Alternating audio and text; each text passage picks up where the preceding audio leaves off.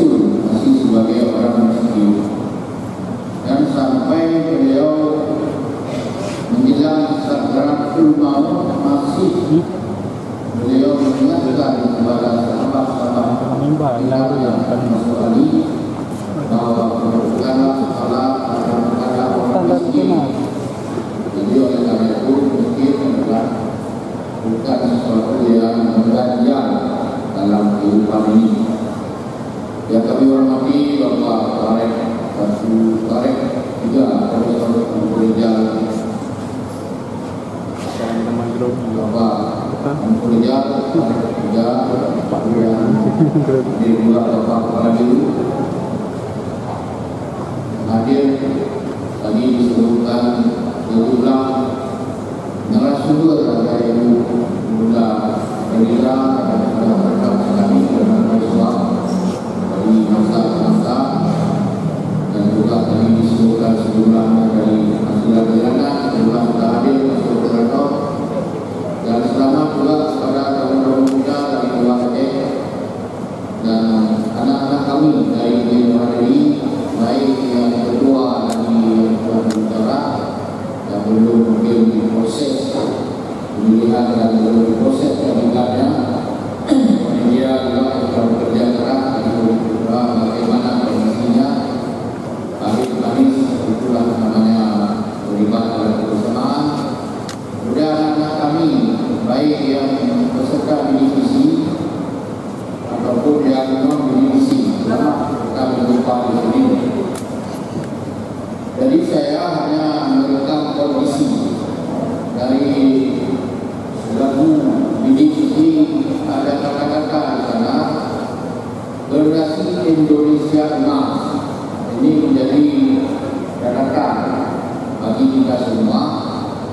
Indonesia emas itu bukan hari ini, tetapi 20 tahun ke depan atau 28 tahun ke depan, pada usia Indonesia 100 tahun.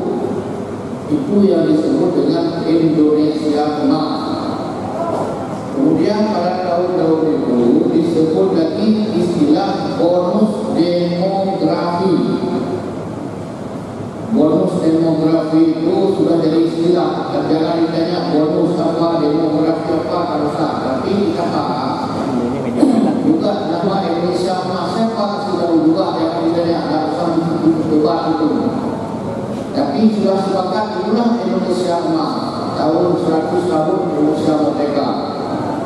Kemudian bonus demografi yang perlu kita ketahui bahwa bagaimana kehidupan pada saat itu adalah usia kerjanya orang Indonesia pada usia kerja 60 sampai 70 tahun. 60 sampai 70% yaitu usia kerja. Siapa mereka? Yang mereka hari ini masih sedang di tahun-tahun akhir SMA, sedang di tahun-tahun awal perguruan tinggi, atau masih duduk di perguruan tinggi. Rentang umur mereka mungkin memiliki sekitar 10 tahun ke masa ini. Jadi mereka nanti yang pada 28 tahun terakhir, ya kita lah ini yang hitung sendiri umurnya. Hari ini mungkin 22 tahun, jadi 28 tahun ke depan usianya jadi umur berapa? Nah, jadi kira-kira pada saat itu umurnya sekitar 50 tahun mungkin, seperti itu. Jadi itu usia produktif. Usia produktif itu usia 30-an, 40-an, 50-an, itu usia produktif. Jadi pada saat itu 100 tahun ke depan, tahun 100 tahun Indonesia merdeka itu, usia orang Indonesia pada saat itu 60% sampai 70% usia kerja. Sebaliknya negara-negara lain, baik Timur Tengah, juga Jepang, Korea, juga Rusia, juga Eropa, Amerika, sebaliknya Mereka 70%, 60% lebih kurang dari 70% itu usia non produktif. Yang produktif usianya 30%. Inilah yang disebut untuk Indonesia pada tahun-tahun itu adalah usia pekerja yang produktif dari 60 sampai 70%. Yang kebanyakan usia produktif itulah disebut bonus demografi. Jadi mereka itu apa yang perlu kita lakukan untuk generasi kita pada masa itu 28 tahun ke depan sampai 30 tahun ke depan. Jadi oleh karena itu kembali lagi saya Samsuria, Ibu Eliza dan juga lagi mungkin ibu kami dan tahun Pak Jafareko pada dulu itu kami masuk ke terbang di sini dulu tahun 80. Tahun 80 itu, sekarang 80, 37 tahun dari yang 38 tahun. Berarti kira-kira pada tahun itu kami usia kami 20 tahun, 22 tahun, 23 tahun. Jadi hari ini setelah 37 tahun atau 35 tahun, kami seperti ini. Saudara bisa membuat yang muda-muda ini usia berapa lagi pada tahun bonus demokrasi dan tidak mesti pada hari satu tahun itu mengidari tahun itu usia saudara berapa. Kenapa kita bicara ini dan kenapa bangsa ini bicara itu dan tahunnya itu apa? Apa yang dihadapi oleh generasi kita hari ini untuk 30 tahun ke depan? Tadi disebut 20 tahun, 30 tahun kita sebut. Supaya persiapan kita itu siap untuk menghadapi tantangan masa seperti itu. Saya dalam banyak ucapan menyebutkan dua istilah.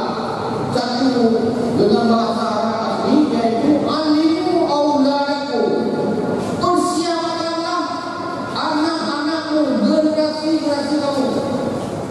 Li'anahum makhlukuna lidamanin. Sesungguhnya mereka ini diciptakan lidamanin. Lidamanin satu zaman gaira zamanikum, yang bukan untuk hari ini. Saudara-saudara yang di sini semuanya mahasiswa hari ini gaira zamanikum, yang bukan untuk zaman kami hari ini. Anta lidamanin, satu zaman nanti. Kalau Khalil Gibran mengatakan anakmu bukan anakmu, anakmu anak zaman, kamu adalah busur panah, anakmu anak panah, anak panah jauh melesat dari busurnya. Jadi ini yang perlu kita ingat bahwa harus menyiapkan diri bagi mahasiswa, harus disiapkan. Jadi kami di kampus itu sudah menyiapkan bagaimana saudara ke depan nanti itu. Apa yang kami lakukan hari ini sudah on track, sudah di atas rel. Anda ikuti semua program di kampus. Ini yang boleh tanya yang lulus kemarin, yang lulus wisuda kemarin, ijazah tentang meja saya dia menampilkan open bahasa Arab, open bahasa Inggris dengan standar. Dia Arab seperti Arab, Inggris seperti Inggris, kemudian wajib masuk lab komputer. Dia harus segala jenis program komputer dia mahu. Kemudian dia harus hafal Quran. Berarti tafsir Quran sudah aman. Kemudian yang terakhir adalah karakter. Karakter itu juga saudara yang tamat yang lain hari ini dan depan sudah bisa. Saya melihat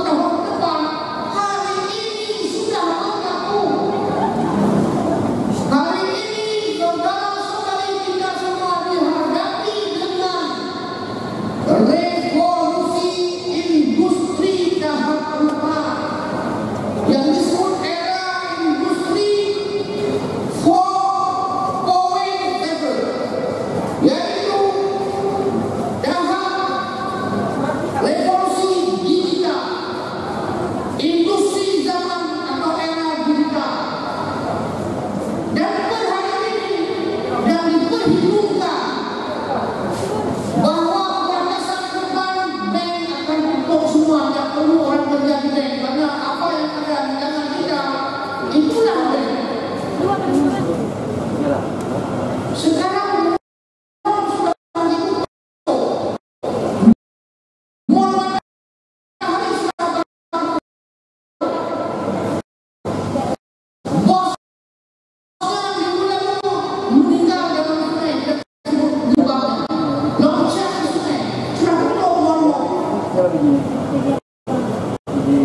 itu sudah modern seperti itu. Travel hari ini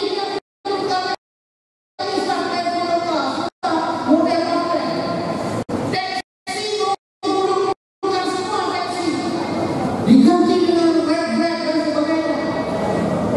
Jadi umur hari ini kita sudah siap menghadapi tantangan itu. Jadi oleh karena itu hari ini disebut era industri 4.0.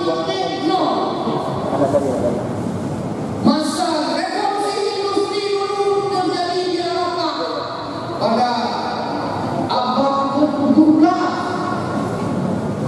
Itu revolusi industri pertama dan industri kedua dan seterusnya.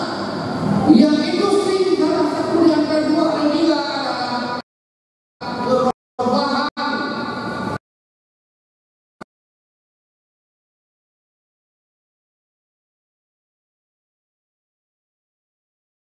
Waktu dimunculkan traktor, itu dalam industri bidang teknik. Traktor itu menggantikan satu traktor 200 pekerja.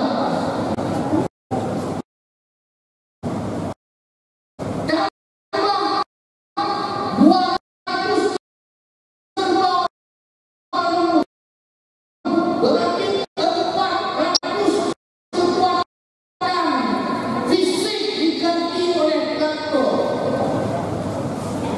Itulah yang terjadi. Kemudian industri tahap 3 yaitu pakai uang. Dulu sudah masak dengan kayu, kemudian dengan pakai uang dengan das. Hari ini industri berbeda dengan kita. Jadi silakan. Jadi ada aktif, ada kreatif, ada aktif, duduk di kampus ini harus ada inovatif. Itu masih juga inovatif apa lagi? Jadi oleh karena itu pada kesimpulan semua halangan tidak ada halangan, semua tantangan tidak ada tantangan. Maka tantangan itu adalah pintu masuk. Palang pintu tantangan itu palang pintu masuk harus buka. Apabila kita kembali kepada ayat kita, Inna ma'al usri yusra. Dimulai oleh Allah dua kali dengan kata-kata inna ma'al usri yusra. Sesungguhnya kata Allah wajib ada dulu usri, wajib untuk masuknya adalah susah-susah. Kamu wajib masuk itu susah, wajib hadapan tembok dulu. Pintu terkunci dulu. Pintu susah itu gerbang yusra. Tanpa pintu susah itu yusra nonsen. Terima kasih kepada kita semua. Mudah-mudahan seminar yang akan dilaksanakan ini banyak manfaatnya, khususnya bagi generasi muda dan khususnya bagi peserta pendidik.